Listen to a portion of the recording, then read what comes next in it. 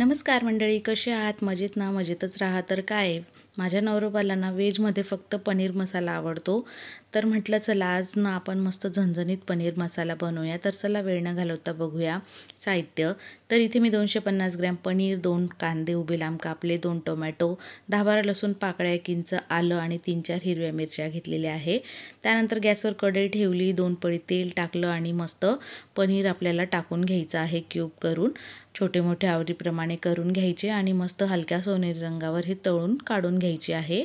Continue परतायचे paneer आणि ते काढून घ्यायचे. आता सगळं कांदा, टोमॅटो, मिरची, आलं, लसूण कढईमध्ये टाकून 2 मिनटं परतून घ्यायचं आहे. त्यानंतर आपल्याला त्यामध्ये 7-8 काजू टाकायचे, मिक्स करायचं आणि झाकण ठेवून 2-4 मिनटं हे शिजून घ्यायचं. त्यानंतर आपल्याला यामध्ये टाकायचे 5-6 काळी मिरी, 2 लवंग आणि 1 चमचा कसुरी मेथी, त्यानंतर 1 मोठी वेलची, मसाला वेलची आणि वेलदोडा असेल तर एखादा आणि दालचिनी टाकू शकता छोटा तुकडा. आता हे सगळं मिक्स करायचं छान. अजून 1-2 मिनटं परतवायचं. गरज वाटली तर थोडंसं मीठ टाकून पुन्हा हे छान शिजून घ्या. मसाला सगळा छान परतून झाला की गॅस बंद करून मसाला हा आपण थंडा करून घेणार आहोत.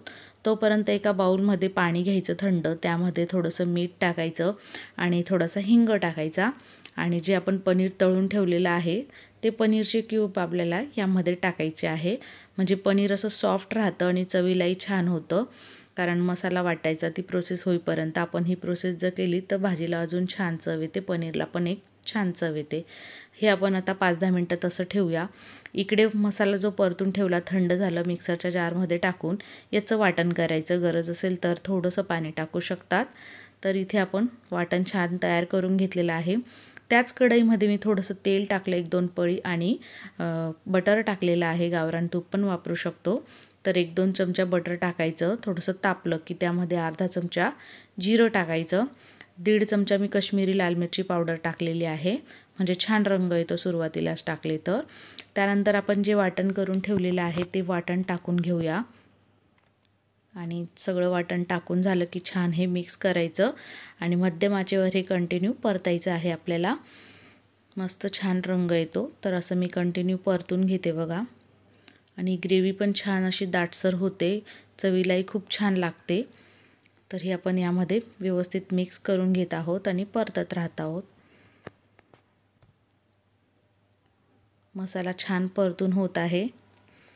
आता यामध्ये आपण काही अजून मसाले टाकणार आहोत. तर मसाले आपण धना पावडर टाकायची 2 चमचे, त्यानंतर थोडीशी हळद टाकायची 1/4 चमचाभर आणि रेग्युलर लाल मिरची पावडर 1.5 चमचा टाकत आहे. तुम्ही तुमच्या आवडीप्रमाणे घेऊ शकतात.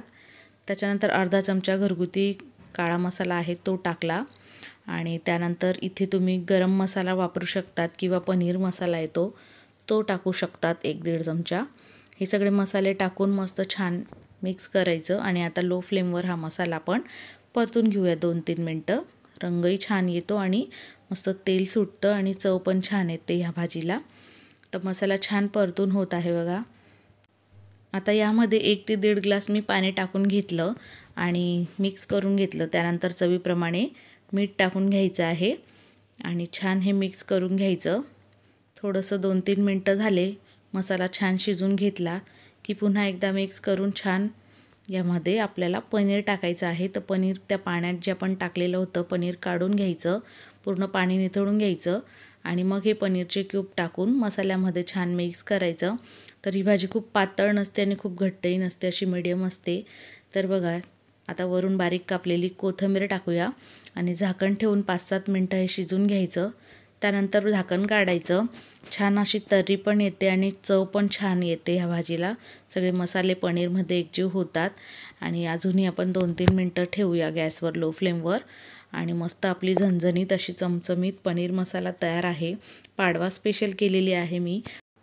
तुम्ही पण अशा पद्धतीची पनीर मसाला बनवून बघा आणि रेसिपी कशी वाटली तसं कमेंट करा, लाईक, शेअर, सबस्क्राईब करा. आता ही गरमागरम पनीरची भाजी मी सर्व करणार आहे मस्त फुलक्यासोबत. तुम्ही करा, खा आणि तेवढं चॅनलला जाता तर सबस्क्राईब करत जा. रेसिपी आवडल्यास लाईक, शेअर, सबस्क्राईब करा. आज वेळात वेळ काढून तुम्ही माझी रेसिपी बघितली त्याबद्दल मनापासून धन्यवाद. लवकरच भेटू पुन्हा एकदा साध्या सोप्या घरगुती रेसिपीसोबत. तोपर्यंत बाय बाय. धन्यवाद.